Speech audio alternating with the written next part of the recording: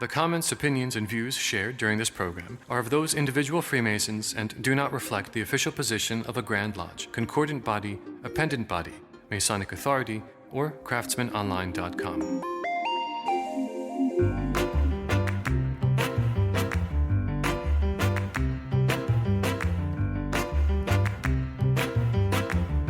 Welcome to the Craftsman Online Podcast, the only 5-star rated Masonic podcast endorsed by the Grand Lodge of New York. And now your host, Worshipful Brother, Michael Arce. Hey, welcome back. You've joined us for an episode on the question of, is Freemasonry dead? And while Freemasonry as a craft still maintains a dedicated following, you know, as a member, our numbers are significantly lower than where they were just 100 years ago. And is this really the signs of things changing? Maybe it's the digital world that we live in, or could it be something else? To answer some of these questions, we are going back to the most listened to Craftsman Online podcast guest for 2023, your friend and mine, Brother Matthew Brockbank. Thank you, brother, for coming back to answer this important question. Well, thank you. I appreciate that. I think this is going to be the spicy one. I think out of all the podcasts, this is going to be the episode that is, I think, probably the hardest to talk about. So, are we going to break the internet with this one, or at least break the craft? That would be fantastic. I'd love that. I don't know, but if one gets me canceled, it's this one. So, buckle up. So, Millennials and Freemasonry, if you haven't listened to it, we'll make sure the link to it is in the notes for this episode. But basically, we talked about the generational challenges that Freemasonry is facing, especially when it comes to navigating and connecting with Millennials, which is this new generation that's supposed to bring life into the world. No pressure. So I have to ask, when you heard the idea of like, hey, man, I want to do this podcast, and the question is, Freemasonry is dying. Is Freemasonry dying? What comes to your mind when you hear those words? So this is where I kind of thought about it in two different ways. I think if you're talking about in terms of membership and numbers, and looking at it from a statistical perspective, and I don't think that that's a surprise, and I don't think that that is a bombshell or big revelation. But Freemasonry in that way is dying. Raw membership numbers are down. The baby boomers, who arguably constitute the majority of our rosters, are sadly passing away. And these folks are not being readily replaced by new blood. On top of that, of the recruits that we are getting, the retention rate is abysmal on average. So we're in kind of a bind here when it comes to actual membership numbers. Now, if you look at the other side of the question, is Freemasonry dying?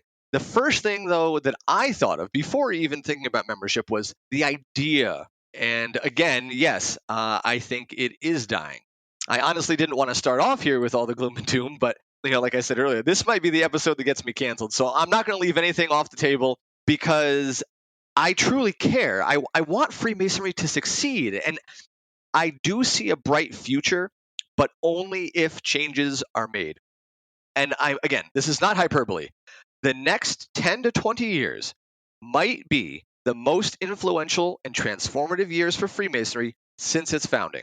Like the sword in the stone, right? Freemasonry is waiting for King Arthur to come pull it out. But that's no small feat. I get that. It's not just about membership in the end. It's about a lot more. So I'm glad you asked this question. I think it's really poignant. Tonight, I really am eager to look at the problem, ask ourselves how we got here, and then finally, how do we move forward? So I like how you've logically approached this. So, dying, is it the metrics? Is it the members? We've all seen the graphs, and you don't even have to see the graphs. You could just actually go to a lodge meeting. Just go and count the number of empty chairs that are in that room. But more importantly, count the number of seats that were set up in that lodge room and how big lodges used to be. Now, this is where I think we have to kind of accept certain facts. Like, if Freemasonry is dying, yes, it's because we had this overinflated number that we're never going to get again. That the World War II generation that came in and joined lodges after that war, that is never going to happen again, at least in American Freemasonry. So we'll probably never hit that mark again. So that's a superficial number. I agree with you on the point with recruitment and retention. And one, I think the fraternity and the craft as a whole would do itself a great benefit if it actually started coming out and had more of a marketing or a brand as we're used to seeing other organizations. For example, I grew up in a small farming community in southwestern Arizona. 4-H commercials, public service announcements. I was a 4-H member. I was a member of my FFA chapter in high school. Everybody knew what that was in town. Those things are younger than Freemasonry, but you only find Freemasonry if you look for it. I'm going to get to, at some point, we're going to talk about the esoteric and the value of it, but these are just like big picture things. The other idea that you talked about, the idea of Freemasonry, is that dying? That's a tough one. I think, the numbers will show that as the generations tend to have less of a belief in faith or seem to be less faith-based, and Freemasonry does have those connections. I think there's other parts of Freemasonry when it comes to like personal development, the philosophy that's embedded with it, the quote-unquote thinkers wanted apply within that tends to exist with the craft. I think there's a bigger need for that. The idea of what Freemasonry means, I think, is still there. I think one thing we forgot to address on your list is, what about our lodges? The physical buildings, the halls and the temples. And this is where another big problem is happening with Freemasonry. You have less members paying their dues into your local lodge treasury, right? You can't afford these buildings anymore. You're seeing less people there. You're seeing less usage of it. You're seeing less social events where fundraisers or other money-making opportunities would happen for these buildings. And the associations, and they're all getting older, and the taxes that come with it. I know, especially here in our nation's capital in D.C., I could rattle off the number of lodge buildings that exist here that 43 lodges all share or use in some way or another, because we can't afford the tax for these buildings in this area is astronomical. So I think that's another key component, is that when you look at the life support of the craft, it's like people point to the members, and I'm like, we're going to get to that, I believe, in a second. But I think the other key thing is the stability of our buildings and the presence that these buildings have in the community. I had a guest on earlier this year, and he talked about how, a lodge building in his hometown, he knew it was a Masonic building with the familiar square compass and the letter G, but you'd never know that it was this place of higher thought or something that had meaning, because the building really could have benefited from just general upkeep on the outside. And I'm not talking about cracks in the sidewalk, but just cutting the grass, cleaning it so it looks more presentable to people that are passing by. So I think that's another thing that when I hear the term Freemasonry is dying, I think of all of those things: empty chairs in the lodge rooms, buildings that are falling apart, literally, that are just too expensive for a lodge to maintain, and really, as you pointed out, kind of no new blood coming into the fraternity. The reason I say the idea of Freemasonry is dying is because, yes, Freemasonry it's teaching something. It has a purpose, but it's not the only place to find this knowledge and this information. You don't have to go to Freemasons to become, a better man. There are lots of resources out there. Freemasonry may do it differently. It may do it better than some. It may do it worse than some. But Freemasonry is not the only place to get something. For instance, let me break this down a little bit. So when we've talked about in the past the different reasons why you would want to join Freemasonry, well, there are many ways to find kinship amongst people who share interests with you. I would point to Discord, for instance, or social media in general. Technology is bridging that gap so that people who have like interests can be around those other people. In the past, the lodge was a good place for that, but you don't need it anymore. In terms of networking, I have a LinkedIn account. I think a lot of other people do too, who are in the professional world. So networking doesn't become as important. And then finally, when it comes to the esoteric and the history of Freemasonry, well, there's still something there. Yes, the ritual is still alive in Freemasonry. However, the mystique of Freemasonry is gone. The secrecy is gone. You can't call Masonry or Freemasonry, you can't call it a secret society anymore. It's just a society at this point, right? Everything we do, no matter how secret we tell each other it is online. It is all there. So no one is really joining because they think to themselves, oh, well, this is literally the only place that has this knowledge. I can't get it literally anywhere else.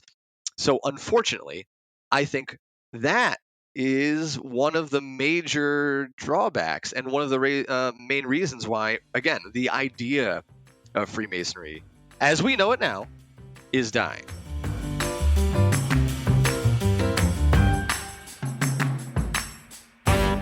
The Craftsman Online podcast is now sponsored by BricksMasons.com, our favorite destination for all of our Masonic shopping needs. Whether it's apparel for yourself or a cool gift idea for another brother, make BricksMasons.com your online marketplace where tradition meets innovation. Check out the new special Knights Templar Commandery bracelets and a very sweet collection that's now available at BricksMasons.com. These bracelets are made from premium materials and feature the iconic Knights Templar Commandery symbol. You can choose from their wide variety of plated stainless steel or natural honey or gemstones, and get the bracelet with your favorite design and color, all at BricksMasons.com. Visit BricksMasons.com and explore their extensive catalog. Elevate your Masonic experience with style and substance. Plus, Craftsman Online podcast listeners use promo code CRAFTSMAN, that's CRAFTSMEN, at checkout to enjoy free shipping with your first order. Hey, it's Worshipful Brother Michael Arce. This summer, you can join Freemasons around the country in celebrating the bicentennial anniversary of Brother Marquis de Lafayette's final goodwill tour of the United States. Visit us online at craftsmanonline.com to view our extensive Lafayette bicentennial calendar. Now, this is featuring some really cool parades, Masonic events like history talks with Masonic historian and author and friend of the Craftsman Online podcast, Brother Chris Ruley, also the New York Grand Lodge Lafayette Gala, the Lafayette French degree that'll be taking place in the city, and so much more. Plus, at craftsmanonline.com, you can share your lodge's celebration or event and add it to our calendar. See what's happening this summer as we roll out the red carpet for the celebration of Lafayette's bicentennial, and add your event at craftsmanonline.com.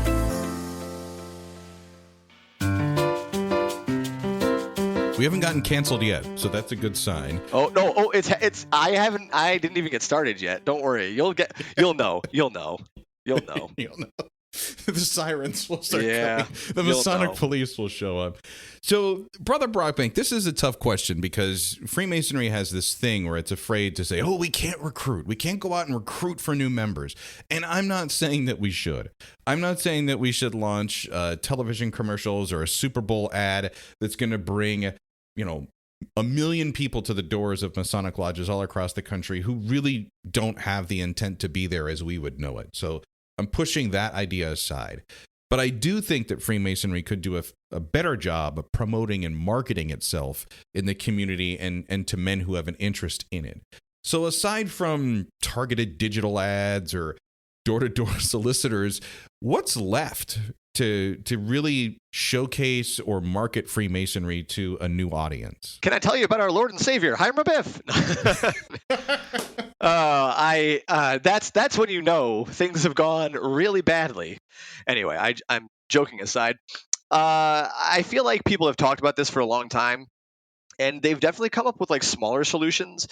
If this is the crossroads where the next couple of decades really matter, though, I think the answer needs to be slightly more dramatic. And I don't mean, go out there and, go crazy. I don't think we need to see a Super Bowl ad, but I think Freemasonry has to let go of the hesitancy to advertise. Compared to the old days, some Masons who have been around for a while may say that, oh, we are definitely advertising. Look, we have, New York at least has, the North Star. But that's catered and it's controlled. It's like a Wikipedia for New York Masons. It's not real advertising. But I think that, and it doesn't have to say like, hey, Freemasons, come be around other brothers. Like, it doesn't have to be so cheesy and campy, and it doesn't have to do that. But I don't think that we can just sit around and do nothing, because again, we are at that precipice, and right now we need a change. And I think you said the word earlier, and I think that's the one word that made the most sense to me, and that is brand and branding. Right? Freemasonry has to be some kind of brand. It does not have to go all, Gen Z, Gen Alpha, TikTok famous here. I'm not saying that, but it has to have a brand. That's what people associate with these days.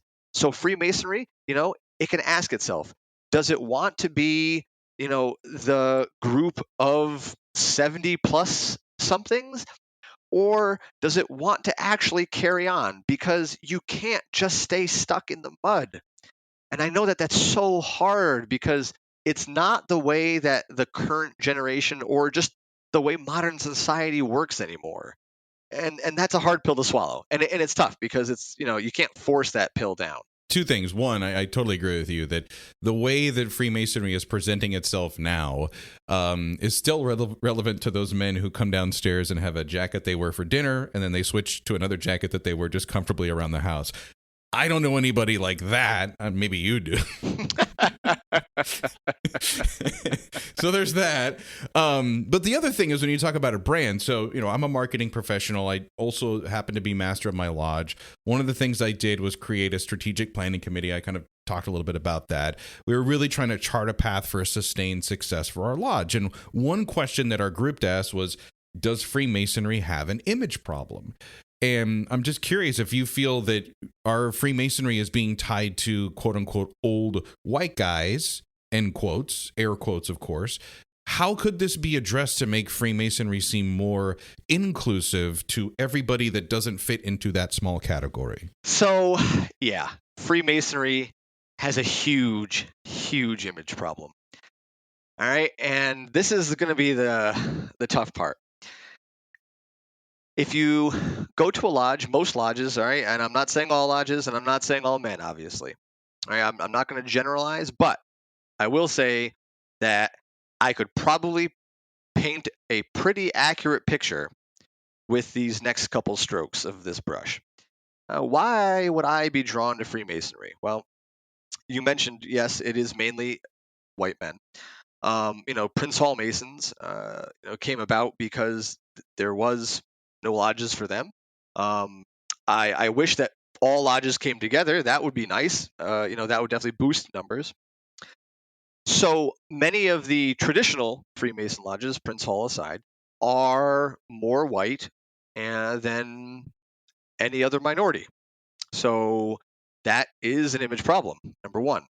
Number two, Freemasonry, I think because of its just nature of being a historic and old society, kind of gets itself stuck in the mud in terms of why people find Freemasonry interesting, and then also, what do they find interesting outside of Freemasonry?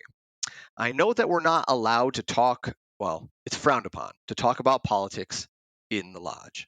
But this is 2024. There's no getting around it, right? We are a extremely tribal group of people these days. America is not the healthiest I think it's ever been, and I don't think that that's a stretch. So I don't think that it's unfair to say that a typical Mason is more conservative than the average human being. I think, and this is in my experience, and again, I'm only speaking for, I'll say, lodges in the upstate New York area. Most men are conservative. Most men are not shy about it. And I think that pushes away 50% of your audience already. people have conspiracy theories about Masons, and I'm wondering, why are my brothers spouting their own conspiracy theories about politics? What happened to, I thought this was a place to make men better, not make men worse. Yeah, it's a turnoff for me personally, but it's also, again, it's a turnoff for a lot of prospective brothers, and it's a turnoff for a lot of brothers who join and then realize, politics is kind of a thing here. And again, a reminder, we run the disclaimer at the beginning of the podcast, but these are our own individual opinions that are being expressed here tonight, and not a reflection of any lodge or Grand Lodge or anything that has to do with that. I would also say, I think, to your point, yes, in certain parts of the country, absolutely, for sure, diversity is not really something that exists, at least when it comes to the demographics of the members of that lodge. They tend to be reflective of the people in the community. It is kind of those, it is what it is things. But when you go visit other grand jurisdictions or other events like that, and you start to see something, you're like, oh, there's a pattern here. And it would be nice to see more inclusion of diversity of memberships. But then the other thing that you're talking about as well is the diversity of thought. Correct. Exactly. Took the words right out of my mouth. As you would say, it does have that really, I don't know if I'm using the right word here, but cringy feeling that you get when you're like, ugh, I hear this at work. Oh, I want to get away from it. Definitely cringy feeling. Yeah. Yeah, absolutely. And I think you made a good point. I forgot to mention that, religion, yes, Masonry is not of a single religion, but come on, we lean pretty heavy on Christianity. And again, if I was a Muslim, or if I was a Jew, or if I was of any other denomination, I don't know if I would exactly feel as comfortable as a Christian. Again, we do have Muslim members, we do have Jewish members. It's in St. George's we have other religious texts on the altar. We are trying to be as inclusive as possible. However, again, from an image perspective, it doesn't exactly look that way. And of course, just go read some of the ritual, walk through some of it. It's heavy on the Old Testament. And, so you could say, okay, well, all right. So, that's definitely, Jewish adjacent, but it is, again, super heavy on Christianity. So another deflection. And another thing you don't get a chance to say would be this, like the experience. So we're saying, hey, you're bringing in an interested gentleman, you're showing him around the lodge, maybe he comes down for dinner a couple times, and that's how he's going to actually, really, he's going to know after his first visit to your lodge if this is something that he wants to do. In my opinion, it's usually pretty quick. But he's not going to hear somebody at the table say, hey, you know what? In my situation, if I wasn't a Freemason, I would have never picked up a book and read about Buddhism. I would have never picked up a book and learned more about just spiritualism. I would have never studied pages of the Quran or gotten into Egyptian mythology so that I could understand some of the greater lessons that are presented in our ritual that aren't there in the words in the text, but they're the ideas that, kind of produced the ritual and the lessons that are a part of it. Also, we're not saying that this happens in every meeting, but just like in any group where you're going to have people or men of different tribes, so to speak, these conflicts are going to come up. I think Freemasonry does the most it can to try to mitigate a lot of these instances, but they're still going to come up. So yeah, and I think it doesn't help to the larger context is where you're trying to pull us out of this conversation, and I totally am with you on that one, is that it doesn't help the brand. We're not on brand with this message when these viewpoints are expressed, because we're supposed to be this group of like-minded men of diverse thought that all come together to, contribute our minds to be something bigger than ourselves. And some of these viewpoints just don't help out with that. So I'm good with that statement.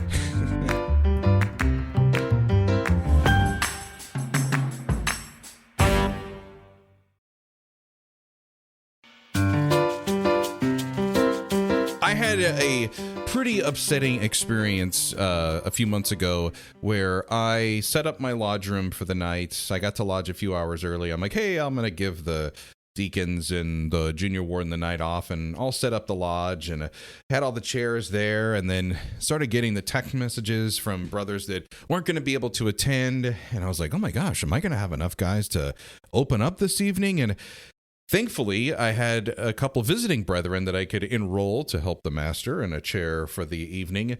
And I just kind of sat there and I was like looking around the lodge and I saw all of these empty chairs and the few that were filled. And it really made me sad. And it made me think of the photos that I've seen where you'll have hundreds of upright men and masons in their aprons and they're at some sort of Grand Lodge function or big jurisdiction or district dinner or event. And here we are today with lodges that are barely able to open up their lodge meetings because they just have enough guys. Do you feel any kind of psychological impact when you step into a low attendance or a poorly attended meeting as a brother? I will say that, to answer the question directly, yes, I think absolutely. I think that that's a no-brainer. But it's not only that, do you feel a psychological impact based on the low attendance, but especially, and maybe lodges where you are in DC, but definitely up here in upstate New York, I get, kind of depressed when the lodge is extremely monochromatic because I remember many, many and these I'm not talking about special meetings. I'm talking your average Thursday business meeting. You've got blue and white, and you've got the purple and the gold, and you've got people, you've got different brothers from different lodges. My dad, for instance, has a Masonic apron, and it has a crest that features the flag of the Netherlands on it. So you've got different colors on there. You've got other brothers who have different emblems on their special aprons. You don't just have the core group and then some visiting brethren who are wearing the plain whites. You've got a ton of color because people are excited to be there, and not just the brothers, visiting people, people who are up and down the ranks of Freemasonry in New York State, and that included, yeah, definitely a psychological impact. So this is all leading up to, I think this, as you said, the next 10 to 20 years are going to be the most important for the craft. And I really agree with you on that because I think we're going to see a time of contraction in the craft. And we can look at it in one of two ways. We can sit here and say, hey, we've had this decline. It's been a gradual trend. It's been over several decades. It's something that we can accept. There are more lodges in our community that can support the Masons that are here. Let's start talking about merging with another lodge so that we can keep the fraternity going. And I think there's a lot of benefits to merging in certain situations. It's much better than closing the doors because you can't afford the building anymore, or there's literally nobody there to gavel to open and close a lodge. So Matthew, what do you see as kind of the future when it comes to the ratio of lodges to members across jurisdictions over the next 10 to 20 years? Well, you've already said it, 100%. There's going to need to be mergers. People say, oh, like, why can't the country balance the budget? Like, I got to treat it like a business. Well, maybe we got to treat Freemasonry a little bit like a business here, and if the branches are not performing, then you need to merge them.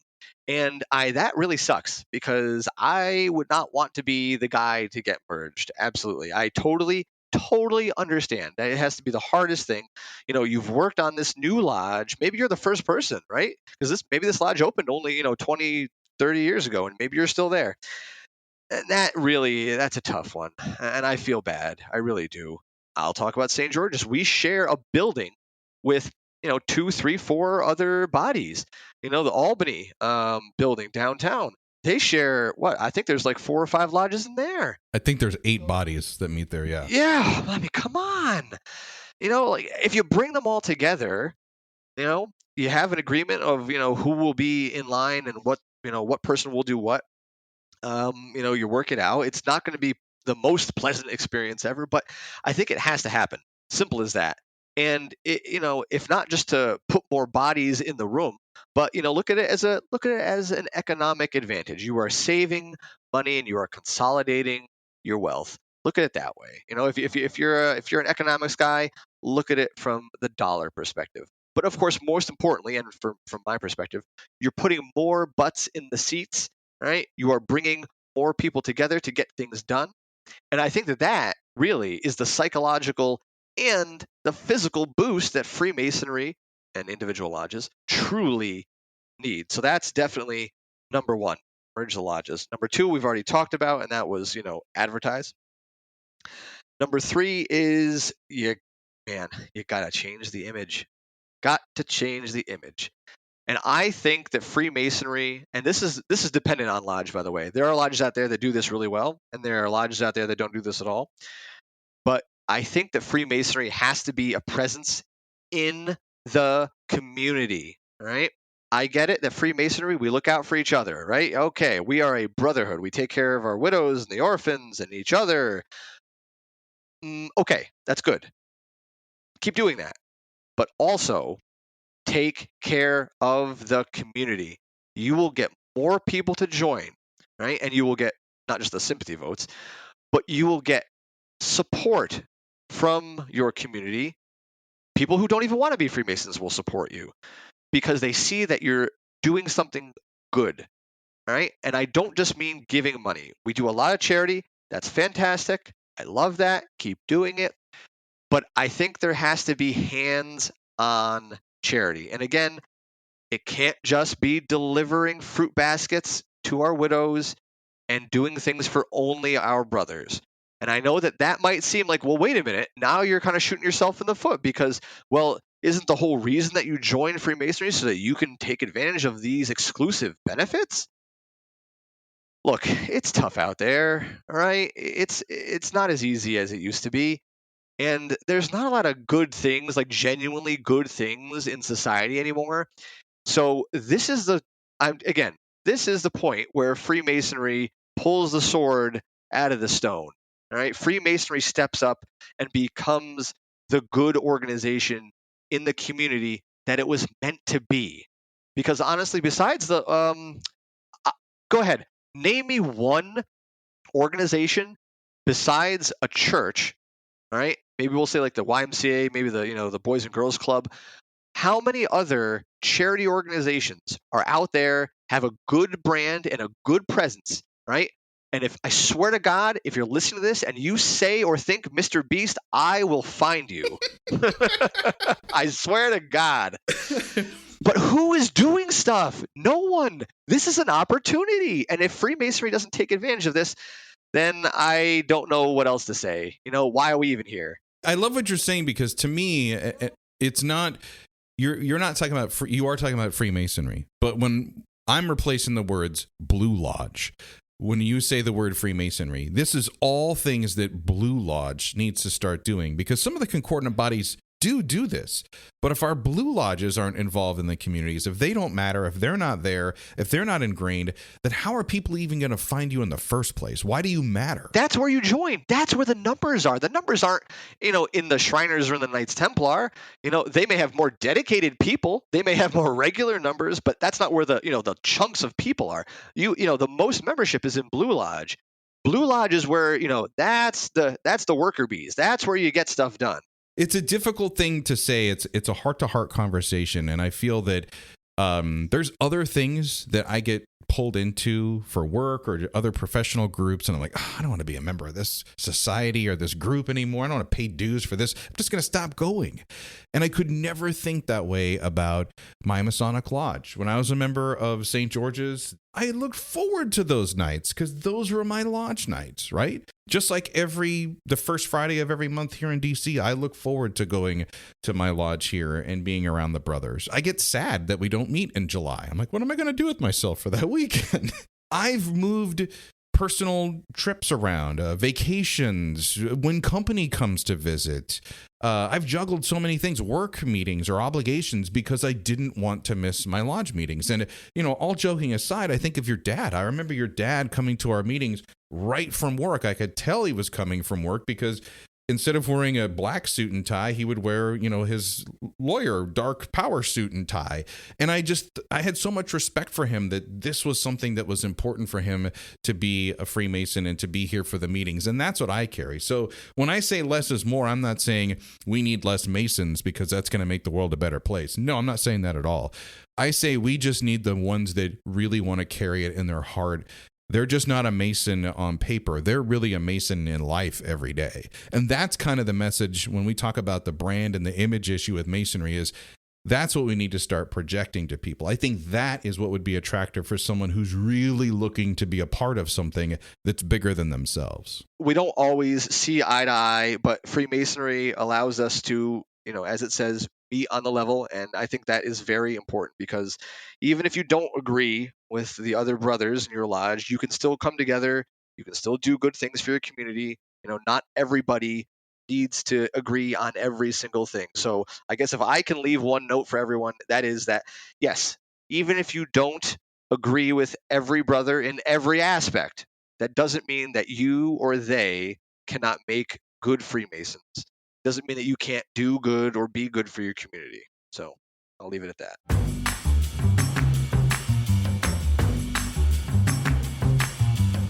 That's going to do things for this episode of the Craftsman Online podcast. I want to thank my guest, Brother Matthew Brockbank. If you've enjoyed this discussion, oh my gosh, I hope you're a subscriber. We're going to get some bonus time with him on a special episode this Thursday.